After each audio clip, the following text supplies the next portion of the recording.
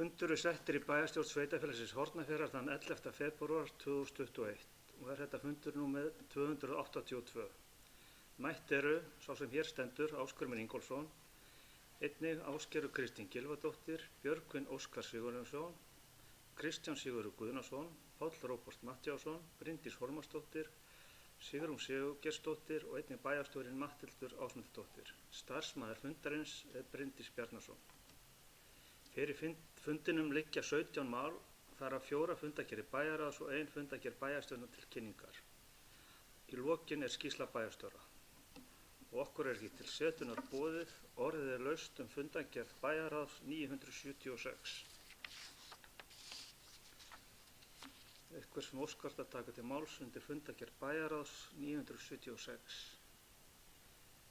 Það er ekki, þeir sem er henni þá samþykkir gjöru svo rétt upp hönd. Það er samþykkt samhljóða. Annað mál á dagskrá er fundargerð bæjarráðs 977. Er eitthvað sem vill taka til máls undir þeirri fundargerð? Bryndís, gjörðu svo vel.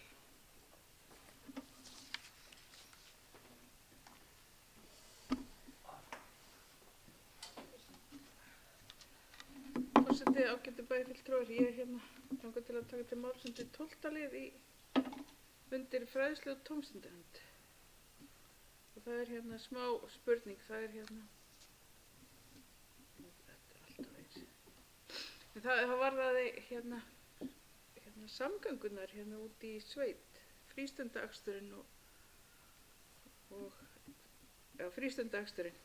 Og það var aðlega það hvort það hefði komið einhver viðbrögð, því að mér finnst þetta er flott verkefni og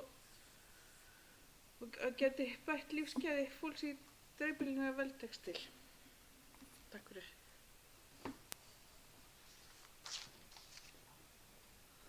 Þakka fyrir þetta, Bryndís. Eru fleiri sem vilja taka til máls undir 977? Matthildur, gjörðu svo vel. Já, forseti og ágætu bæjarfulltrúar. Bryndís er að vitna í styrkverkefni okkar sem við fengum í tengslu við almenningssamgöngur sem við fengum í gegnum Byggðastofnun og byggðaáætlun. Og það er á þá leið að við erum að reyna að nýta þá frístundaaksturinn fyrir almenningssamgöngur út í Nes, Mýrar og Suðursveit. Svona fyrsta fasa að minnstakosti. Að við bjóðum þá upp á akstur fyrir íbúa samhliða þessum ferðum. Og það er ákveðin tímasetningum dagsins, yfirleitt seinni part dags. Ég bara veit ekki til þess að við höfum fengið viðbrögð við þessari auglýsingu sem var send út. Ég skal kanna það síðar. Það er bara hjá fræðslustjóra. En allavega það var búið að auglýsa þetta og við erum að taka þátt í undirbúningsfundum með öðrum sveitarfélögum. Það er bara af henni góða og vonandi verður einhver þáttaka. Það er auðvitað aðeins óöflugur tími þegar ferðaþjónustan liggur niðri. Eftirspurnin hefur kannski verið meiri þegar ferðaþjónustan er í fullum gangi og starfsmenn þar í sveitum sem ekki hafa kannski bíl til umráða. En þetta gefur allavega tækifæri til þess að prófa nýjar leiðir í þessum samgöngumálum. Þakka þér fyrir þetta, Matthildur. Orðið er laust bæjarráð 977. Fleiri sem vilja taka til máls þar? Það er ekki. Þeir sem þá henni samþykki gjöru svo rétt upp hönd. Samþykkt samhljóða. Þriðja mál á dagskrá er bæjarráð 978. Orðið er laust þá fundargerð. Gjörðu svo vel, Sigrún.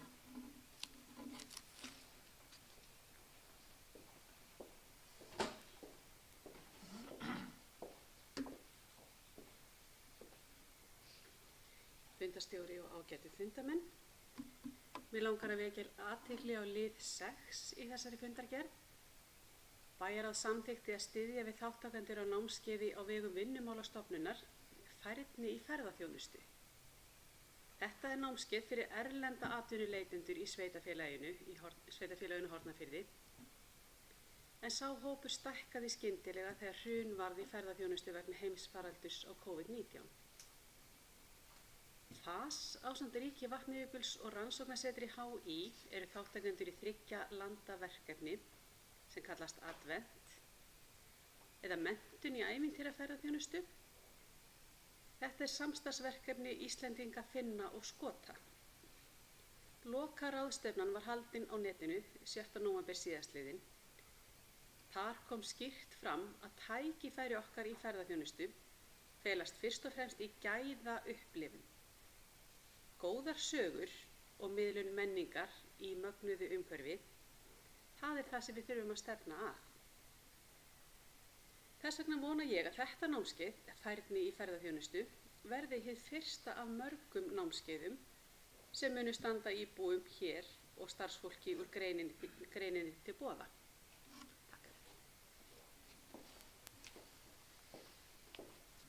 Þakka þér fyrir þetta, Sigrún. Orðið er laust fundargerð bæjarráðs 978. Það er enginn sem gefur með merki, þeir sem henni þá samþykki gjöru svo réttu pönd. Það er samþykkt samhljóða. 4. mál á dagskrá er fundargerð bæjarráðs 979. Orðið er laust þá fundargerð. Sigrún, gjörðu svo vel.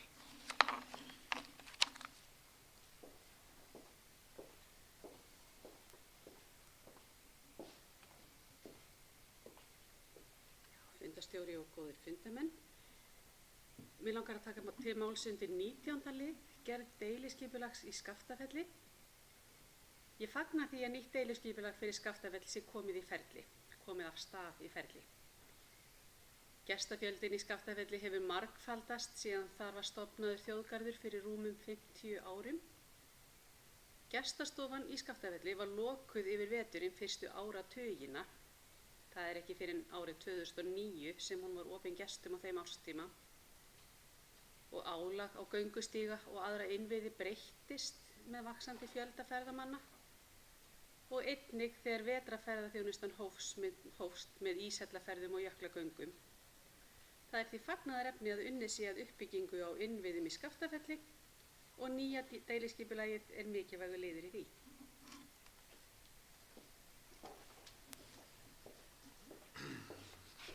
Þakka þér fyrir þetta, Sigrún. Orðið er laust fundargerð bæjarráðs 979. Fleiri sem vilja taka til máls undir þeirri fundargerð? Það er ekki. Þeir sem henni þá samþykki gjöru svo réttu pönd. Það er samþykkt samhljóða. Hér er 5. mál á dagskrá, það er fundargerð bæjarstjórnar 281. Kynningar og umræðu, er eitthvað sem vil taka til máls þá fundargerð? Það er ekki. Þá erum við komin yfir í almenn mál og það er 7. mál, úthlutunarreglur. Hvatning í Hornafirði. Matthildur, gjörðu svo vel. Já, forseti og getur bæjarfulltrúar. Þessar reglur eru hér lagðar fram til samþykktar en þetta er hluti af því fjármagni sem fékkst úr sértækri styrkúthlutun ríkisstjórnarinnar og er nýtt til þess að vinna að verkefninu hvatning á Hornafirði sem við höfum kosið að kalla það. Þetta er átaksverkefni og samkeppnissjóður vegna efnahagsáhrifa COVID-faraldursins á fólk og fyrirtæki í sveitarfélaginu á Hornafirði. Og sjóðurinn hefur það hlutverk að hvetja fyrirtæki og frumkvöðla í sveitarfélaginu til að hrinda nýjum atvinnuskapandi aðgerðum í framkvæmd. Og umsjón og ábyrgð sjóðsins er hjá atvinnu- og menningarmálanefnd Hornafjarðar. Þetta er spennandi tækifæri fyrir þá sem að hafa hugmyndir til þess að framkvæma einhver verkefni sem að hafa mögulega blundað eða þeir hafa sótt styrki annars staðar og ekki jafnvel fengið.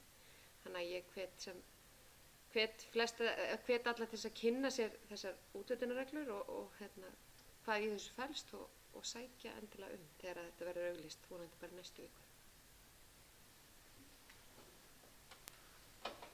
Þakka þér fyrir þetta, Matthildur. Orðið er laust þessar úthlutunarreglur. 7. mál á dagskrá. Er eitthvað sem vil taka til máls undir því? Það er ekki. Þeir sem eru þeim þá samþykki gjöru svo réttu pönd. Það er samþykkt samhljóða. 7. mál á dagskrá er breyting á aðalskipulagi við Hrollaugstaði. Björgvin, gjörðu svo vel.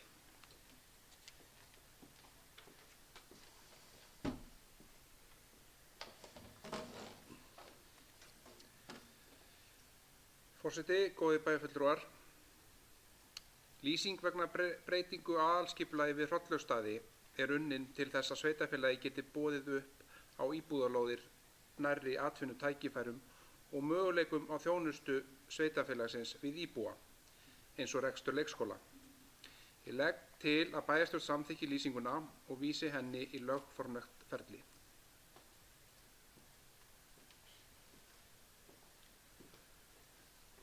Orðið er laust 7. mál á dagskrá, breyting á aðalskipulagi við Hrollaugstaði. Eitthvað sem vil taka til máls undir þessum lið? Það er ekki. Þeir sem eru þá þessu samþykkir gjöra svo réttu bönd. Það er samþykkt samhljóða. 8. mál á dagskrá er breyting á aðalskipulagi Leirusvæði. Björgvin, gjörðu svo vel.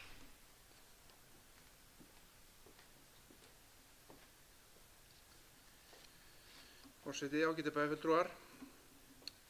Lýsing vegna breytingu á aðalskipulagi á Leirusvæði er unnin til þess að sveitarfélagi geti boðið upp á fjölbreyttar íbúðarlóðir.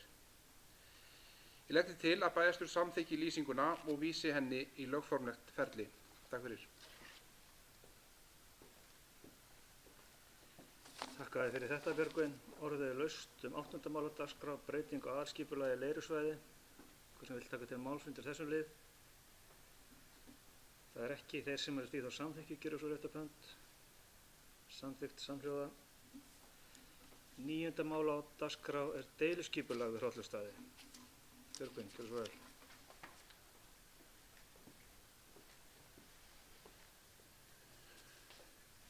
Forseti, góðir fundarmenn. Skipulagslýsing á deiliskipulagi við Hrollaugstaði er hér lögð fram. Atvinnuhættir í sveitum hafa breyst mikið undanfarin ár og uppbygging ferðaþjónustu verið mikil á svæðinu. Sveitarfélagið þarf að geta boðið upp á íbúðarlóðir nærri atvinnutækifærum og möguleikum á þjónustu sveitarfélagsins við íbúa eins og rekstur leikskóla. Helstu markmið deiliskipulagsins eru að móta hverfi sem hentar ólíkum fjölskyldugerðum og skapa notalegt umhverfi þar sem kosti þess að búa í sveit fá að njóta sín.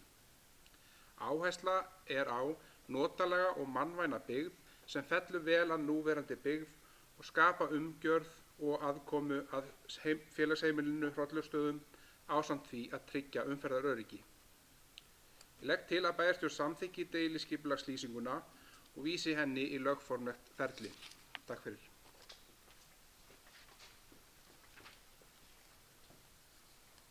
Orðið er laust 9. lið á dagskrá, deiluskipulag við Hrollaugstaði. Hvað sem vil taka til máls undir því? Það er ekki. Þeir sem eru því þá samþykki gjöra svo réttu bönd. Það er samþykkt samhljóða.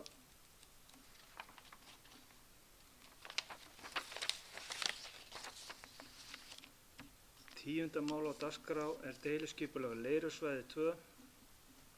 Björgvin, gjörðu svo vel.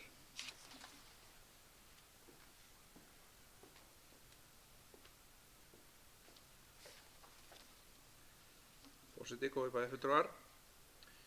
Skipulagslýsing fyrir nýja íbúðabyggð á Leirusvæði er hér lögð fram. Mikil uppbygging hefur átt sér stað á Höfn og nauðsynlegt er að skipuleggja nýtt íbúðasvæði til að anna eftirspurn. Helstu markmið deiliskipulagsins eru að afmarka lóðir fyrir séreigna eða leiguhúsnæði, til dæmis raðhús, parhús og einbýli. Gert er ráð fyrir húsnæði í mismunandi stærðum sem hentar ólíkum fjölskyldum. Gert er ráð fyrir lágrekstri byggð. Einnig er markmiðið að tryggja umferðaröryggi, aðkomu, umferð og bílastæða fyrirkomulag. Gert er ráð fyrir vistvænum samgöngum og að gönguleiðir barna að skóla og íþróttasvæði séu öruggar og þægilegar. Gert er ráð fyrir leiksvæði á svæðinu. Miðað er við að uppbyggingin eigi sér stað í 2 áföngum. Ég legg til að bæjarstjórn samþykki lýsingu á deiliskipulagi fyrir Leirusvæði 2 og vísi því í lögformlegt ferli. Takk fyrir.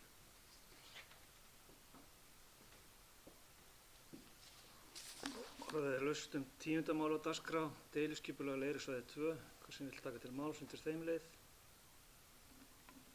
Það er ekki. Þeir sem eru því þá samþykki gjöra svo réttu bönd. 11. mál á dagskrá er deiliskipulagsbreyting Lamblæksstaðir. Björgvin, gjörðu svo vel.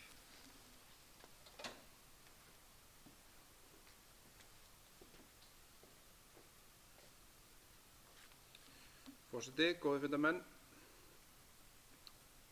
Deiliskipulagið var áður auglýst sumarið 2019. Skipulagsstofnun gerði athugasemdir við framsetningu skipulagsgagna og hafa nú borist uppfært gögn. Frestur samkvæmt skipulagslögum til staðfestingar er liðinn og er tillagan því lögð fram aftur hér til auglýsingar. Fallið er frá kynningu þar sem endur auglýsingu án umfangsmikilla breytinga er að ræða. Ég legg til að bæjarstjórn samþykki deiliskipulagstillöguna og vísi henni í lögformlegt ferli. Takk fyrir.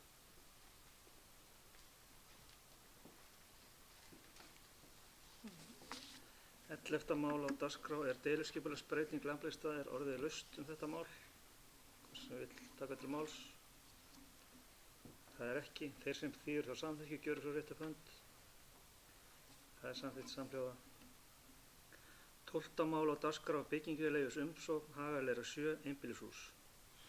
Umsókn heimild til að hafa þakskygni á húsi Hagaleira 7 óverulega út fyrir byggingarreit.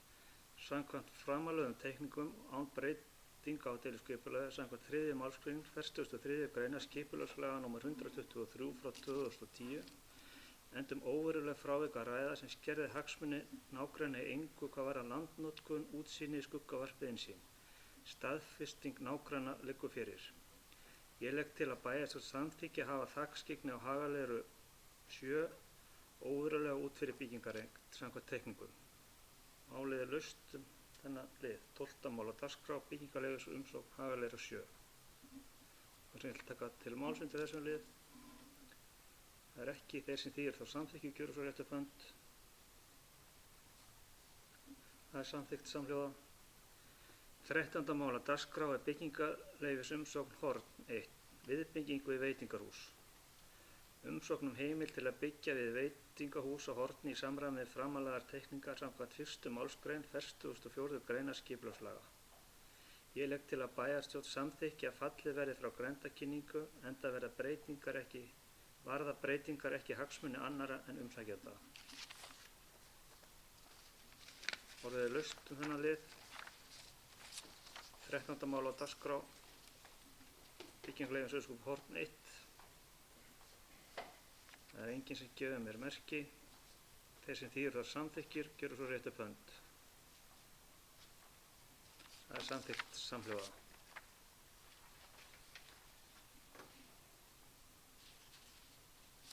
14. mál á dagskrá er byggingarleyfis umsókn Víkurbraut 25A raðhús.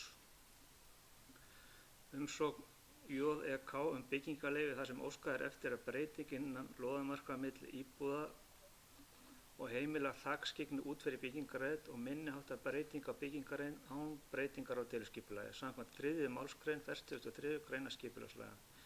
Endum óveruleg frávik að ræða sem skerða hagsmuni nágranna í engu hvað varðar landnotkun, útsýni, skuggavarp eða innsýn. Ég legg til að þetta verði samþykkt en orðið er laust þetta mál. 14. mál á dagskrá byggingarleyfis umsókn Víkurbraut 25A til raðhús. Það er enginn sem gefur merki. Þeir sem þá þessu samþykki gjöru svo rétt upp hönd. Það er samþykkt samhljóða.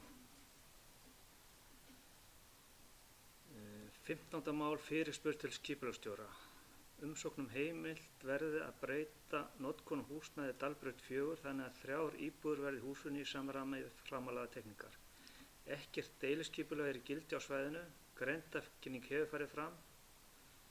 Ég legg til að bæjarstjórn samþykki þessa breytingu á notkun samkvæmt 44. grein skipulagslaga. Orðið er laust þetta mál. 15. mál fyrirspurn til skipulagsstjóra. Það er enginn sem gefur mér merki. Þeir sem því þá samþykkir gjöru svo rétt upp hönd. Það er samþykkt samhljóða. 16. mál á dagskrá er kosning í nefndir. Kosning í velferðarnefnd. Gunnar Stígur Reynisson verður aðalmaður Framsóknarflokksins og varaformaður í stað Erlu Þórhallsdóttur sem verður 3. varamaður í umhverfis- og skipulagsnefnd. Guðbjörg Guðlaugsdóttir verður 1. varamaður í velferðarnefnd. Orðið er laust þessa tillögu, breytingu á nefndaskipan. Ásgerður, gjörðu svo vel.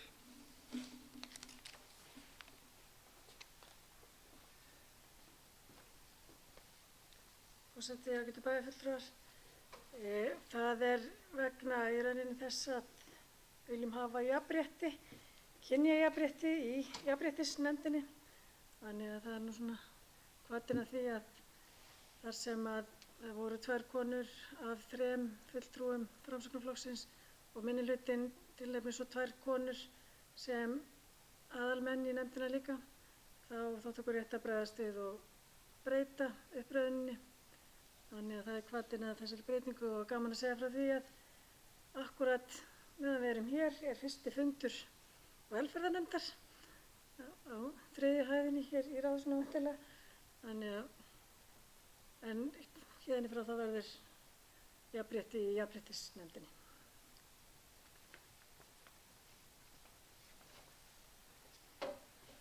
Þakka þér fyrir þetta Ásgerður. Það er verið að reyna að laga kynjahallann. Orðið er laust 16 mál á dagskrá. Gjörðu svo vel. Flott Róbert.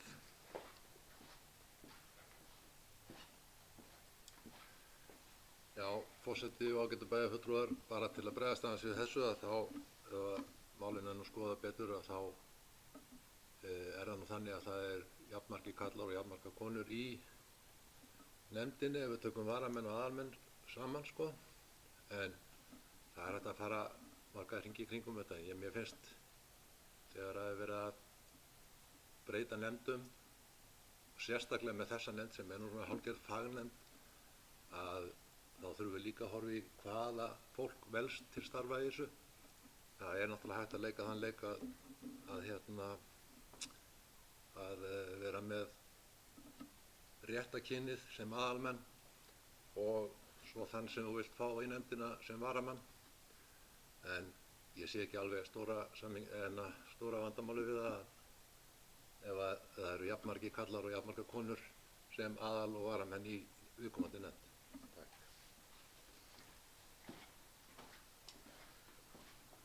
Þakka þér fyrir þetta Páll Róbert. Ásgerður, gjörðu svo vel.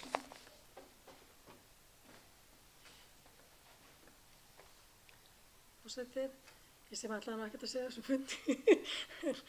En ég er ekki alveg sammála á Páli Róberti, þetta skiptir það máli að heildin sé skoðuð líka, ekki spurning, og það sé jafnvægi þar. En það er nú eins og þannig að aðalmenn eru þeir sem að það virkilega taka þátt í starfi nefnda og samkvæmt í sveitarstjórnarlögum að þá taki maður sæti í nefnd eða í bæjarstjórn eða í hverju sem það er, að þá á fólk að sinna því starfi nema bara að heilsa eða annað hamli. Og auðvitað hefur maður alveg heyrt að það er ekkert mál að setja inn einhverja einstaklinga en síðan bara mætir einhver annar.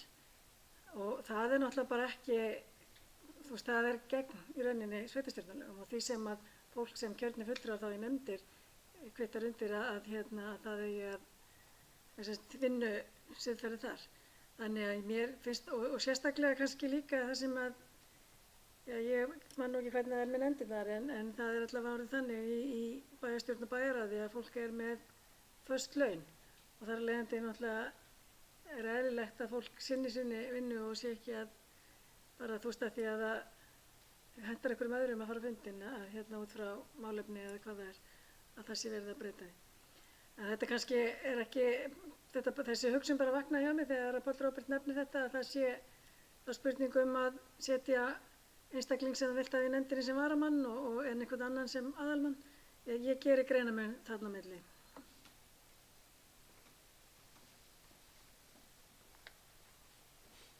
Þakka þér fyrir þetta Ásgerður. Ég held ég hef nú séð í blöðunum í dag einmitt að það var verið að ræða hvort að svona nefndir ætti ekki verið ópólitískar og velja alltaf það hægavasta fólk sem til var að því landsvæði þar sem þær væru. En hvað er það? Orðið er ennþá laust þennan 16. lið.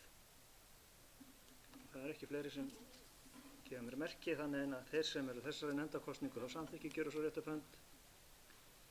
Það er samþykkt samhljóða. 17. mál á dagskrá er skýrsla frá bæjarstjóra. Gjörðu svo vel, Matthildur. Takk fyrir, forseti, bæjarfulltrúar. Ég ætla að byrja á því að ræða hjúkrunarheimili Skjólgarð eins og síðustu fundi bæjarstjórnar líklega. En eins og þið vitið þá hafin vinna við yfirfærslu á rekstri hjúkrunarheimilisins en hafa nýjir rekstraraðilar þó ekki komið í heimsókn en stjórn Vigdísar Holt hefur þó samþykkt að taka yfir reksturinn. Engir fundir hafa enn verið boðaðir með nýjum rekstraraðila eða upplýsingar samningana. Tíminn líður hratt og miður að máli skuli ekki verið lengra komið en samningurinn rann út þann 1. febrúar en sveitarfélagið samþykkti mánaða framlengingu eða til 1. mars. Lítið hefur gerst frá því að samningurinn var undirritaður þessa mánaða framlengingu. Blaðaskrif hafa nú verið í vikunni vegna málsins eftir að bréf sem skrifaði fyrir hönd sveitarfélaganna 4 sem sagt hafa upp samningum rekstur hjúkrunarheimila til ráðherra var birt í fundargerð hjá stjórn Sambands íslenskra sveitarfélaga. Svör forstjóra Sjúkratrygginga Íslands voru á þá leið að hún vísaði ummælum mínum til föðurhúsanna og segir þau dæma sig sjálf. Ég furða mig á hversu lítið vægi 4 bæjarstjórar á landsbyggðinni hafa í umræðunni, en á fundi með heilbrigðisráðherra var ekki annað að heyra en að svona eigi ástandi einfaldlega að vera. Ég hélt 2 starfsmannafundi með starfsfólki Skjólgarðs þegar niðurstaðan nýjan rekstraraðila lá fyrir, þar sem breytingarnar sem eru fyrirhugaðar voru kynntar. Það er erfitt að þurfa að tilkynna þessar fréttir en ég skynjaði það á starfsfólki að hálft í hvoru ákveðin léttir að ákvörðun liggur fyrir og starfsfólk hefur skilning á stöðu sveitarfélagsins, enda ekki forsvaranlegt að útsvar íbúa greiði fyrir rekstur sem samkvæmt lögum á ábyrgð ríkisins. Aðeins að matarsmiðjunni. Óvissa hefur verið í kringum rekstur matarsmiðjunnar undanfarið. Nú er verið að reyna að leita leiða til þess að fá fleiri aðila til þess að fjármagna rekstur matarsmiðjunnar þannig að hægt verða að ráða einn starfsmann sem getur sinnt henni betur. Í undirbúningi er gerð erindis til Matís þar sem óskað verður eftir aukin aðkomu af þeirra hálfu. Leggja þarf áherslu á öflugra starf í matarsmiðjunni til þess að efla nýsköpun í matvælaframleiðslu. Mikil áhersla er á eflingu matvælaframleiðslu á Íslandi nú og með stofnun Orkídeu á Suðurlandi og með auknum krafti í matvælasjóði aukin tækifæri til þess að leita styrkja og stuðnings við slíka nýsköpun. Víkurbraut 24, fjölskyldumiðstöð. Framkvæmdir ganga vel á Víkurbraut 24. Ég hef setið fundi með stjórnendum og umsjónarmanni með framkvæmdum þar sem unnið er að skipulagi að því innra starfi sem mun fara þar fram og einnig við skipulagi húsinu að innan sem utan. Aðstæða fyrir þennan málaflokk hefur verið á hrakhólum undanfarin ár. Á sviðinu starfa í heild 25-30 manns þegar allt til tekið. Þjónustu þegar eru 50-70 að jafnaði. Síðustu ár hefur starfsemi verið dreifð, íbúa Silfurbraut hefur hýst starfsemi heimaþjónustudeildar og málefni fatlaðs fólks. Selið eða litla húsið við Víkurbraut 24 er notað undir daglega eyði þjónustuþega. Matarþjónustan hefur verið í Ekrunni ásamt því að starfsfólk félagsþjónustan er bæði í Ráðhúsinu og í Nýheimum. Viðtöl við talmeinafræðinga, sálfræðinga, sérfræðinga úr barnahúsi og aðra sérfræðinga hafa ýmist farið fram í safnaðarheimili Hafnarkirkju, í heilsugæslunni eða í skólanum. Aðstaða fyrir sérfræðinga sem hingað koma í styttri tíma verður í nýrri fjölskyldumiðstöð ásamt því að þar verður viðtalsherbergi og fundarherbergi. Uppbygging þjónustunnar í samræmi við áherslu félagsmálaráðherra Ásmundar Einars Daðasonar sem vinnur að innleiðingu á stórum kerfisbreytingum þar sem barnið, haft eftir honum sjálfum, barnið verður hjartað í kerfinu og tryggt verður að samfélagið muni grípa fyrir inn í þegar aðstoðar þörf. Sveitarfélagið hefur jafnframt skrifað undir samningum barnvænt samfélag sem styður við þessar áherslur. Stefnt er að flutningi inn í Víkurbraut 24 í loka apríl eða byrjun maí og verður þó íbúum boðið að skoða húsnæðið og þær breytingar sem hefur verið ráðist þar í. Sindrabær. Við héldum rafrænan fund með hönnuðum endurbóta í Sindrabæ til að kynna þær breytingar sem þar eru fyrirhugaðar. Er að ræða hönnunarvinnu sem var unnið fyrir nokkrum árum síðan og voru til grundvallar þeim breytingum sem farið var í utanhús á þeim tíma. Fundurinn var opinn öllum og var haldinn á Teams-forritinu og hann jafnframt tekinn upp. Þar komu meðal annars fram áherslur frá áhugahópum kvikmyndasýningar en húsnæði býður vel upp að fara möguleika með við þessa hönnunarvinnu sem liggur fyrir. Salurinn á efri hæðinni fyrir ofan stóra salinn verður styttur og verður mögulegt að hafa hann bæði opinn og lokaðan. Mikil áhersla er lögð á hljóðgæði og hugað að tæknimálum. Aðstæða kennslurýma tónskólans verður bætt til muna á efri hæðinni enda löngu tímabært. Umræður fundarins nýtast við hönnunarvinnuna sem nú er á lokametrónum og gert er ráð fyrir að bjóða út framkvæmdir nú í mars en framkvæmdatími verður 2 ár. Miðað við áætlun, núverandi áætlun. Aðeins að Vatnajökulsþjóðgarði, það fer töluverður tími hjá mér í störf á vegum svæðisráðs og stjórnar Vatnajökulsþjóðgarðs. Mikil umræða hefur verið bæði í fjölmiðlum og á borði stjórnar og svæðisráðs varðandi innleiðingu og atvinnustefnu og þá stefnu sem hefur verið tekin í ísællaferðum og jöklagöngum. Það er að takmarka þann fjölda sem fer þangað daglega. Þetta er alveg nýtt og má því segja að frumkvöðlastarf sé að ræða hjá þjóðgarðinum. Framkvæmdin var ekki óumdeild enda er það nýjung og hana þarf að sníða til. Svæðisráð tók ákvörðun á fundi sínum í janúar að falla frá öllum fjöldatakmörkunum þar sem nýtingin var einungis 0,2%, þar sem mjög fáir ferðamenn eru á ferðinni. Nú stendur yfir undirbúningur fyrir næsta tímabil, það er næsta haust og því mikilvægt að taka góða umræðu með fyrirtækjum og öðrum hagsmunaaðilum. Sveitarfélagið hefur fengið erindi á borð bæjarráðs vegna þessa máls sem á svæðisráð og í samráði við bæjarráð, svæðisráð, þjóðgarðsfélag, Ferðamálafélag Austur-Skaftafellssýslu og ríki Vatnajökuls hefur verið tekin ákvörðun að boða til opins fundar næstkomandi fimmtudag frá klukkan 12 til hálf 2 og verður fundurinn rafrænn. Enda eru fjöldatakmörk ennþá bundin við 20 manns. Vonandi verður vel mætt á fundinn og hvet ég þá sem hafa áhuga á hagsmuna að gæta til að mæta. Fundurinn verður auglýstur á heimasíðu sveitarfélagsins þar sem hægt verður að finna tengil á fundinn og einnig er hægt að óska eftir því að fá fundarboð senda með því að senda á netfangi afgreiðsla@hornafirði.is. FabLab samningar. Ég átti fund með Ragnhildi fræðslustjóra og Vilhjálmi forstöðumanni FabLab smiðjunar með atvinnu- og nýsköpunarráðuneytinu og menntamálaráðuneytinu í síðustu viku. Þar var nýr samningur rekstur FabLab smiðjunar til umræðu og lagðar línur varðandi árangursmælikvarða sem munu fylgja samningnum. Sveitarfélagið mun undirrita þessa samninga í næstu viku sem tryggja 8 milljóna króna framlag til smiðjunar næstu 3 árin. 8 milljónir ár hvert. Bæjarráð hefur fjallað málið og var samþykkt að á þessu ári fer fjármagni í kaup á nýjum tækjabúnaði en komið er að endurnýjan á ýmsum búnaði í smiðjunni. Í kjölfarið verður skoðað hvernig fjármagni verður nýtt árin 2022 og 2023 og er þá markmiðið að efla smiðjuna enn frekar. Þetta er mikilvæg viðurkenning á þær áherslur sem sveitarfélagið hefur lagt á nýsköpun og frumkvöðlastarfsemi með því að standa eitt að rekstri FabLab smiðju en þetta er eina smiðjan á Íslandi sem eingöngu er rekin af sveitarfélagi. Og þá úr einu í annað, nokkur mál. Það fer ekki á milli mála að nú er að hefjast síðasta þing á þessu kjörtímabili ríkisstjórnarinnar. Það hlaðast inn óskir umsóknum allskyns frumvörp sem leggja á fyrir þingið. Nefndir sveitarfélagsins hafa þannig tækifæri til þess að hafa áhrif vonandi til bóta þar sem þess er þörf.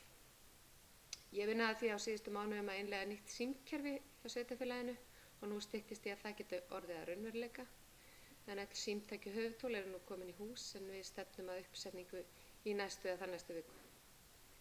Símstöð sveitarfélagsins er nú gömul og löngu orðið tímabært að nútímavæðast. En fyrir valinu var 3CX sem er hugbúnaðar símstöð sem er ein mest selda símstöðin í dag. Hugbúnaðarsíminn sem fylgir símkerfinu er hægt að nota sem sjálfstæðan tölvusíma og hugbúnað sem stýrir borðsíma. Það gefur möguleika á sjá stöðu allra starfsmanna og símahópa og gefa símtöl áfram á aðra starfsmenn, taka upp símtöl og taka upp talhóf eða símsvara sem hefur verið dálítið bagalegt fram til þessa hjá okkur. Ljósleiðaraframkvæmdir. Fyrstu notendur eru nú að tengjast inn í ljósleiðarinn í Nesjum, en sendir hafa verið út greiðsluseðlar til þeirra sem hafa samþykkt að tengjast ljósleiðara. Það munu vonandi tínast hratt inn notendur á ljósleiðarann og verður það mikil bylting fyrir íbúa að fá háhraða tengingu. Búið er að setja inn frétt á heimasíðu sveitarfélagsins eða þá það í undirbúningi, ekki alveg viss á þessari stundu, þar sem sagt er frá tengigjöldum og þeim möguleikum sem bjóðast í að dreifa greiðslunum. Skrifstofu fyrir störfan staðsetningar. Nú eru komnir 2 notendur á skrifstofu sem sveitarfélagið býður til leigu í miðbænum fyrir ofan Nettó. Þá eru 2 pláss á lausu ennþá. Unnið er að því að koma skrifstofunum á framfæri ásamt því að kynna sveitarfélag Hornafjarðar sem ákjósanlega búsetukost og svo möguleika til þess að flytja hingað störf. Í dag er 112 dagur og í tilefni þess keyrðu viðbragðsaðilar höfn á bifreiðum sínum til að vekja athygli á starfsemi þeirra á svæðinu og til að vekja athygli á þessum degi. Og ég nota því tækifæri hér og hvet íbúa til að vekja athygli barna og fjölskyldna sína á númerinu 112 til að hringja eftir aðstoð ef þörf krefur. Takk fyrir. Þakka fyrir þetta, Matthildur. Nú verður gert hlé á fundinum meðan farið verður fundagerð.